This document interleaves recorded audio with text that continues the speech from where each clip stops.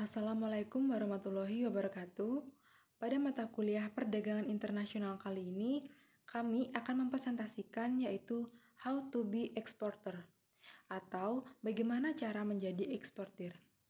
Sebelumnya perkenalkan, nama saya Lia Rismawati, NPM 19751039 dan rekan saya Rizky Ramah Putri, NPM 19751056.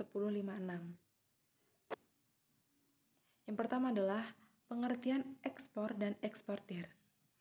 Ekspor adalah suatu kegiatan mengirim atau menjual barang produksi ke negara lain untuk dijual atau diperdagangkan. Sedangkan eksportir adalah orang yang melakukan kegiatan penjualan atau pengiriman ke negara lain. Tujuan ekspor. Tujuan ekspor antara lain yang pertama adalah memperoleh keuntungan atau laba dalam bentuk devisa. Yang kedua, mendapatkan harga jual yang lebih tinggi.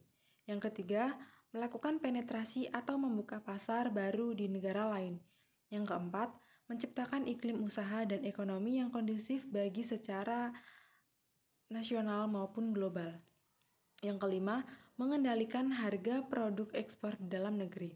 Yang keenam, menjaga stabilitas kurs valuta asing terhadap mata uang dalam negeri. Selanjutnya adalah manfaat ekspor. Manfaat ekspor yang pertama adalah membuka pasar baru di luar negeri sebagai perluasan pasar domestik. Yang kedua, menumbuhkan investasi. Yang ketiga, menambah devisa suatu negara. Dan yang keempat, membuka lapangan pekerjaan.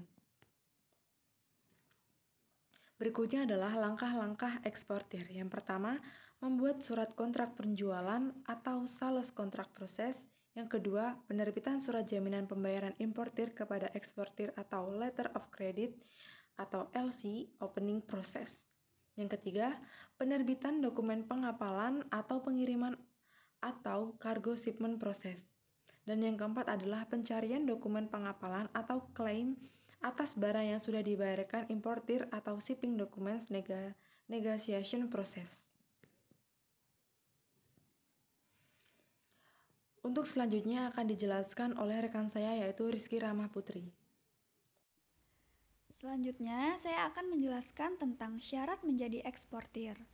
Yang pertama, berbadan hukum seperti perusahaan atau organisasi yang dapat membuktikan diri dengan legalitas yang sah berupa firma, PT, CV, persero, perum, dan lain sebagainya. Yang kedua, memiliki nomor wajib pajak karena aktivitas ekspor pun akan terkait dengan perpajakan. Maka, tiap badan atau perusahaan yang akan menjadi importir diwajibkan memiliki nomor pokok wajib pajak atau NPWP. Yang terakhir, yang ketiga, memiliki izin berupa surat izin usaha perdagangan atau SIUP untuk jenis aktivitas di bidang usaha perdagangan yang dikeluarkan oleh Dinas Perdagangan. Sementara itu, usaha di bidang industri harus memiliki surat izin industri yang dikeluarkan oleh Dinas Perindustrian. Selanjutnya, jenis-jenis eksportir. Yang pertama, eksportir produsen adalah perusahaan eksportir yang juga memproduksi barang. Selanjutnya, eksportir non-produsen adalah eksportir yang mengekspor atau menerima barang milik perusahaan lain atau yang biasa disebut dengan eksportir umum.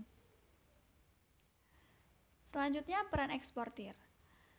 Yang pertama, berkomunikasi langsung dan melakukan negosiasi terhadap perusahaan atau organisasi asing. Yang kedua, menjual suatu produk kepada perusahaan atau organisasi asing.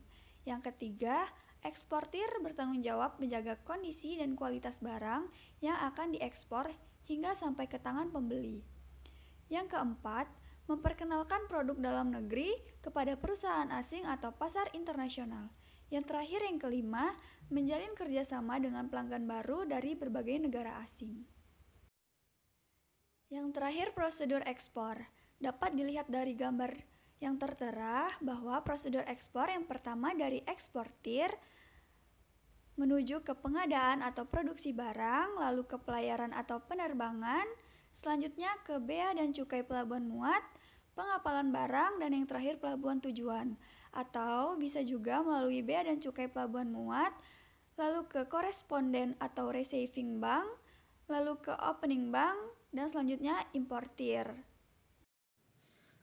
Baik, sekian yang dapat kami sampaikan. Apabila terdapat suatu kesalahan, kami mohon maaf dan kepada Tuhan kami mohon ampun. Kami akhiri. Wassalamualaikum warahmatullahi wabarakatuh. Terima kasih.